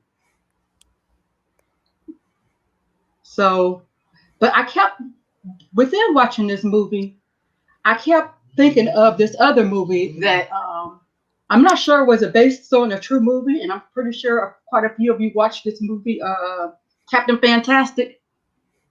That's what it put me a lot of. I don't know if this put you in the mind of that movie, but it put me so much in the mind of that movie. Well, you know what's Captain Fantastic? If I'm not mistaken, the boy actor was in that. Captain Fantastic? What's that? Yes, Captain Fantastic. The son, the Charlie Shotwell, the boy that he played as the young boy, he was in Captain Fantastic. And yes, there is similarities because a lot of similarities. The movie's almost the same. Fantastic was, hey, we're not going to mold ourselves to society. And he was also in Eli. So, yeah. So, and that's all I could think about watching this movie. It just kept making me think of Captain Fantastic. You're right. You know. But even listening to you guys made me like the movie a little more than I did watching it. I mean, because this movie tried to make it more. I guess the reason why it kind of made him look like the dysfunctional and stuff situations of the family tried to make it look like it was more okay than it was. And even though the guy that she married, she was trying to marry somebody different than her father, but he ended up being kind of more like her father. You know, like remember when they had the thing where they were doing the arm wrestling and she was just really voting for her fiance / husband to win. Yeah. Then her husband, her dad just jumped up the table and the whole everything they did, it was so dysfunctional. Every time he turned around, the dad, he was in the situation, he was drunk, and the movie was just sad to me. That's my thought of the movie. Eddie, we're gonna go to you, bud. What you think? Okay, I really like this this movie, but the only thing is, it took me a while to get into it because I was analyzing the mother and analyzing the father, and I say these two crackpots are together trying to raise a family. Yep. I said, wait a minute, have we seen this before? Is it common? I don't know. But finally, what I started to figure out was when the father went to see his mother, and all of a sudden it just went, oh, okay, the apple doesn't fall far from the tree. Okay, that I picked it up. Then when I saw the mother, when she went out to California, I think she wanted to go paint a Joshua tree or something like that. And the daughters were interested in other things. But the Joshua tree was more important than the children. Then at the end, what really got me was when the girl, she wanted to get married, and she was in the bathroom, she was thinking, and all of a sudden she went back to the table and sat down, and they looked at her in-laws right in her face, and she explained, my parents are squatters. My father's an alcoholic. In other words, you take me as I am and not what you want. That I really liked. But it makes you think, that movie. That movie, the society, even today, there's a lot of people living this style of living. I'll give you an example. People are on welfare. A lot of people are like this. A lot of people, like Todd said, they're on the verge of insanity. They're so intelligent. They're living on welfare. They can't get anywhere, but they're trying to do their best. But I recommend this to a lot of people. Maybe it'll open up a lot of eyes to a lot of people. Okay, I'm finished. Okay, good. If you guys on the side chat put player pass, what you guys think? Vote in Player the Telegram pass. group too. Yep, and vote on Telegram. Yes, it's also in the Telegram group, which I will have to go ahead and do for myself. So player pass on this movie. Hold on. I had Captain Fantastic. We got back up. Glass Castle. So Glass Castle. So you guys decide player pass, and I'm gonna take a look at what we have, and we will run through the panel. Eddie, player pass on this, bud. Oh, it's a play. It's a play. Play. Okay. Sharon, player pass. I'm going to say a slow pass, only because Jeanette Wells, I didn't know. I had been watching her for years on MSNBC, and I like who she turned out to be. And I didn't know I had been watching her for years on MSNBC. Yeah. And and again, this is the cool part. If you watch the end, you see these are real people, and they are Jeanette Walls is actually out there. So yeah. All right. So I'm sorry. Pen. Oh yes. It would be a pass for me. Okay, pass. All right, Cam. That's a play for me. Play for you, Andrew. Yep. Play for me. Play. All right, Roger. It's a play for me as well. Play. Okay, Blue. I'm a play. Play. All right, Alban. Play. And then me, definitely a play. And this movie has a lot of mix, and I don't want to say 50-50. If I was just guessing off my head, I would say 60-40 from the people on the side chat, because I see 3 plays, 2 passes, and then the people on the panel. Not an easy watch, but there are aspects, so it depends on what kind of watcher you are. You may find this to be a movie that hits right on your hits right home, or a movie that may not. If you had screwed up parents, this would definitely hit home. Oh my gosh, yeah. I don't know. When I was looking at this, and there's things that I was relating to my own life about parents. And maybe you got great parents, and your parents did a great job through everything, and you guys can say, yeah, great. But I don't know. So great movie, Cam. I think another great pick. Not a safe pick like Dabs would have took, but I think you did a great job. I enjoyed it. I loved it. I loved both movies this week. So that's just me. Okay, so next week. Blue. Next week up, we have Sharon and Aubin. No, I'm up this week. Well, Yeah. no. Yeah. For next week. So we're gonna go to Sharon. Sharon, are you on? Yep. Yep. Okay, babe. What you got? What movie are you picking then? So the movie I originally thought about, I changed it, so I'm gonna pick. Okay. Loose. Huh? Loop? Nope. Loose. L-U-C-E. Okay. Lose? L-U-C-E. Loose. Oh. Loose. I don't think we've watched that movie yet. No. Hold on. No. Hold on a second. Hold on a minute right here. Let's take a look. Oh, it's got Octavia Spencer in it. Oh, and it's got friggin' what's his name? I love him. It's just 2019. Tim Roth. All right. So Naomi Roberts, Naomi Watts. Octavia Spencer. Octavia Spencer. It's Naomi Watts. She was just in the Glass Castle. Yeah, because I thought she played a phenomenal part. So, is this like the second or third week we've seen her? All right, I don't know. So, Loose, 2017. Okay. Hold on a second. All right, so let me go ahead and share my screen. Yeah, Let me ditch that. Thank you. Hold on.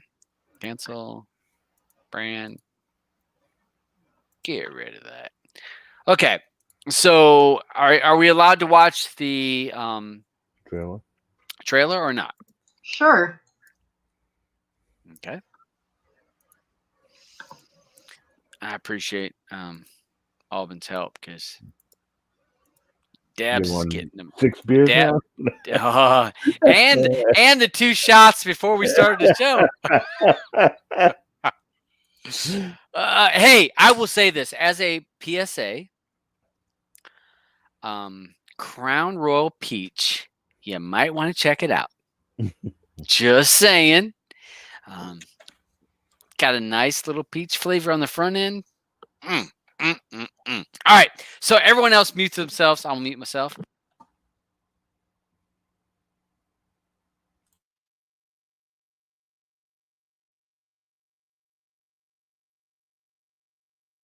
Jason's favorites. Look at those 3D arts. Those are Derulo approved curves. All right, sorry about the freaking ad. Love the LG Velvet. Whatever.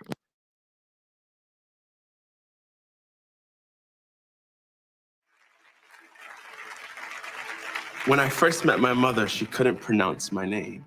My father suggested that they rename me. They picked Luce, which means light. If you Googled model student, Luce Edgar's picture would come up on the computer. Given Luce's background, you and Peter must have faced quite a few challenges. The language barrier, the culture shock. I mean, you don't pull a kid out of a war zone and have him turn out like Luce without a lot of help. Which is why this is so difficult. Difficult? Last week, he wrote a paper in which he argued that violence was a necessary cleansing force. You teach this? I don't. So what? Just something's going on and I want to be in front of it. She thinks I'm a poster boy, black kid who overcame his tragic past. You really don't like her, do you? Okay, what about a responsibility to tell the truth? What? Let's go. You don't conform to what she wants, and suddenly you're the enemy. This woman has some kind of vendetta against Luce. Isn't there a chance that what he wrote just went over your head? I can tell the difference between miscommunication and provocation. Like you're writing something like that might make someone freaked out. You really think I believe that stuff? I don't know. You threaten your teacher? I didn't. Luce, don't lie to me. I'm not. Luce. It's the truth. What happened with Miss Wilson? There were a lot of rumors. This woman decided to go after him on some witch hunt. My home was vandalized. I'm not going to ruin some kid's life because you come in here with some hunches. Is my son being accused of a crime here? He sure as hell is about to be. It's like I only get to be a saint or a monster. Tell me the truth! This woman's just gone through a mental breakdown. What are you doing? He's lying, Dan. Harriet. Once you know something, you can't unknow it. I want to know. No matter what.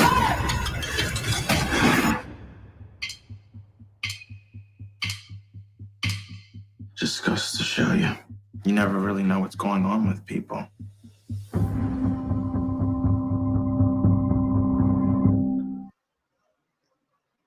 Okay, that looks good. That looks awesome. Interesting. Dang! For sure. I was over there gritting my teeth the whole damn time. I'm like, oh. I'm watching that one with dinner tonight. Get that Dang. homework done Okay. early. Okay. Okay, Okay. Aubin, what do you got for All us? right. Okay. I thought a lot about it. But I had a bunch of different things, and I said, you know what? I'm going to go with one of my favorite movies, which is The Commitments. Oh my God, I love Yeah. The Commitments. Oh, Yeah. snap. So Did everyone else see it, or did anyone not see it? Hopefully. You're talking about the was it Irish? Yeah. Yeah. I never seen it before. Oh my God, guys! Running All out right, the Wilson all right. ticket. So, 1991. Yep. If you like music, you're gonna love this movie. Yeah. Okay. All right. Making sure I was Yeah. sharing the right. Yeah. All right, everybody. I bought the what was it would have been a tape back in the day. Yeah. Yeah. I know. I had it in Hey, tape too. back I in the had it day in tape. before CDs, they used to Yep. have these things that had like a little bit of plastic that ran around the tape. All right, so the commitments. Yeah. Ding ding ding ding ding ding. ding. Am I correct on this one? Yeah, Alvin? that's it. Yeah, that's it. All right. Mute everyone. All right, thanks.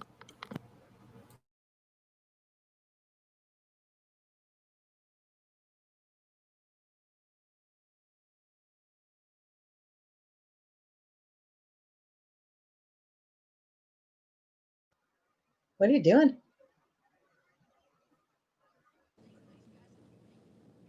Did we just lose Todd? I don't know. No, you didn't lose Yeah. Todd.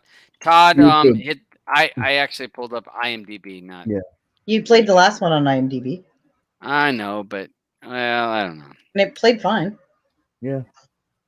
Well, He's like, I'm already halfway through YouTube. No going back now. you're too damn bad.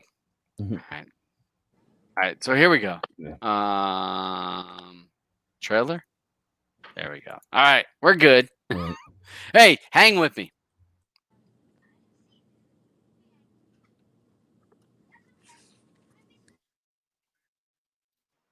I'm not hearing any sound. Is that just me? Nope. I can't hear it either. Me neither. Me neither. Hold on. Wait. Check your volume, honey. Check your volume on that. Because maybe you turned it down because it's YouTube.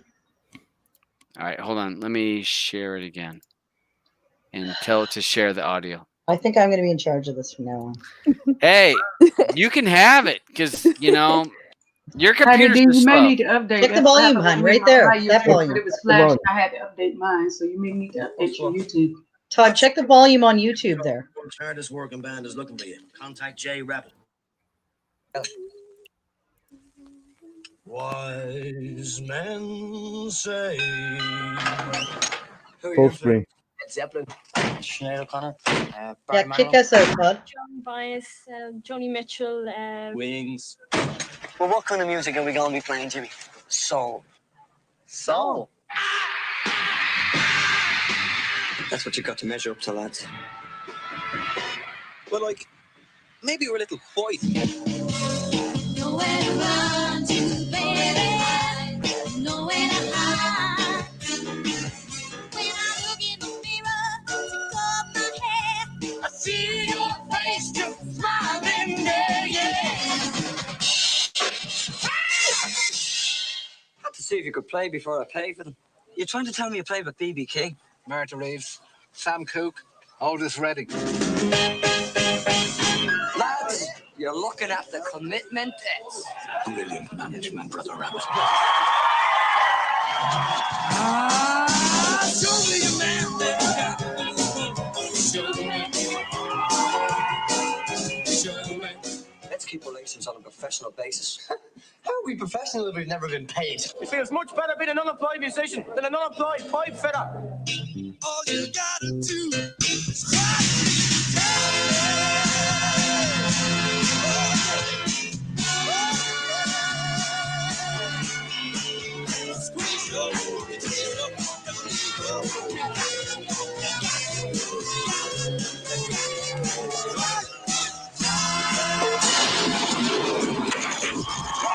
Yes, the commitment.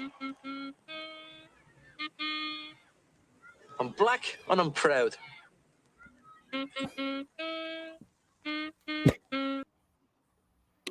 Yeah, that commercial, that Yeah. trailer doesn't. No, do it doesn't do it justice. You know what? I'd rather a trailer do non-justice than to show too much. Okay. That's true too, because Yeah. some movies it's like you got the whole gist of the whole movie in the trailer. So I got two movies I've not seen. I've never seen. You never seen this? Oh Oh, my God, I've seen The Commitments a lot The of times. Commitments. It was But This looks. it's been at This least looks. 20 years since I've seen This it. looks this- Brit. Is it's this good. British? This No, looks it's British. it's made in Northern Ireland, I think. it's Ireland. It's Irish. Irish. Okay, that's on the island. Oh my God Almighty! And you're on my island, by the way, Todd. Does that make you Canadian? Look at I was waiting for Andrew. Hey, we're on top, buddy. It means we're in charge. No, it's not because we're still above you also, if you remember. Oh shit! I got Technically, no. Albany You are- and you Blue are on top north, of me. but I got you're north, but I don't think you're the farthest north. You guys are pretty heavy. Is in between. Oh, You know, I thought Alaska you were talking doesn't about even just you count. two. I thought you were talking about you two. Okay, so commitments and Loose, 2 movies I've never seen, so I don't know if you guys. All the Sorry about Commitments. the technical glitches there at the beginning of that, playing the videos, trailers. So we got these 2. Eddie, before we roll out of here, anything you want to say and finish up as we roll out? No, we had a good show today. Even though we had this little glitch in the middle at the beginning. Yeah, we had all kind of glitches. We Oh, had them don't at worry the about it. end, in the beginning. We had it all. Okay, good pick, Alban. Good pick. Sharon? I'd like to thank everybody for coming out. Great show, as usual. Look forward to seeing everybody Wednesday and Friday on Streaming Matters. Thank you. Okay. Mr. Penn. Yes. I appreciate you, the Butcher, for allowing me back on your panel, and everybody in the panel in the chat. Thank you all for showing support. And this was a great week. Continue to support the show. Get into the movies and maybe jump on a panel if you wish. And peace out until next time. Love you guys all. Miss Cam. Folks, I say this every week, but thank you guys for coming through and having fun with us, and telling us if you liked the movie or you hated the movie. Thank you guys for watching my pick this week, and give me your thoughts on it. We'll see you next week and Friday. Peace. Cool. Andrew? I'm tired. It's past midnight for him. Yes, it is. Yeah. I appreciate you being around. Yeah, man. Past midnight and the chippies are closed. That's what is that all you got, Andrew? Yeah. Oh, bye. Roger, anything you have finished up with? Thanks again for having me on. Always a blast. The movies were good to watch this week, and looking forward to next week's movies. Those both look awesome. All right, That's good. about it Thank for you. me. Thanks again. Thank you. Thank you. Blue? That was fun. I'm looking forward to next week. That's it for me. All right. Alban? Thank you, everyone. Hope you all like the movie next week. Thank you so much for the movies this week, Cam. That was a great pick of yours. Of course. And I know Dabs will say something. I just hope he remembers that it's a special show this Friday for him. And I just want to see you guys next week. And I love having so many people. Having 10 people here to get someone who's gonna not like a movie is great. All right, all yours, Dabs. Awesome. Thanks, Alban. Streaming Matters, episode 100. And to be honest, I have jack shit planned for episode 100. Hey, I'm being 100 right here. Hey, not just 100 episode, being 100. So, and maybe we'll do Fletcher Mandado. Maybe we'll pull some of that shit. So we'll pull some of that up. Thanks to MS7 Group for jumping in here, Sharon and Penn, Cam. Thank you guys for joining the show. And this show is about hearing what your opinions are on the side chat, as well as you having enough guts to come on. That's what this is about. And I don't mean to use Alban as a poster child, but He is the poster child for someone that had never been on a YouTube channel or a live show, and he's come on, and now we can't get rid of him. Yeah. So, well, apparently YouTube is going to be doing that soon. Anyhow, they're going to be coming knocking on my doors, and you can't. yeah. Hey, welcome to my world.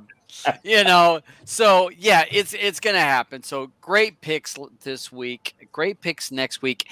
I've not seen neither one of these movies, so brand new. I'm fresh on these, so I enjoy it.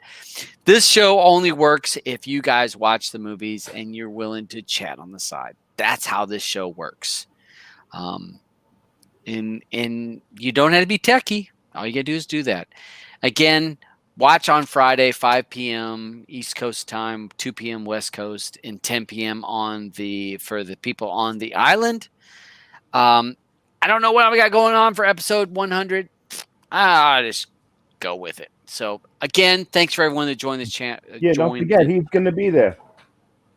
And Yeah, he's supposed to be there. Is he going to be here? Is he going to be there?